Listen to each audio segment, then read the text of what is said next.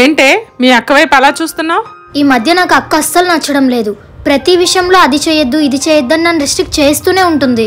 మా ఫ్రెండ్స్ వాళ్ళ అక్కలందరూ వాళ్ళ చెల్లెళ్ళ కోసం ఏమైనా చేస్తారు, కానీ ఇది ఉంది నా కోసం ఎప్పుడైనా ఆలోచించిందా? నా కంటికి అది ఎప్పుడో ఒక దయ్యంలానే కనిపిస్తుంది. అసలు మీ అక్క నీ కోసం ఎంత ఆలోచిస్తుందో నీకు తెలుసా? అమ్మా, చెల్లికి స్టడీస్ బాగుండాలి కాబట్టి దాన్ని ప్రైవేట్ కాలేజ్లోనే జాయిన్ చేయి.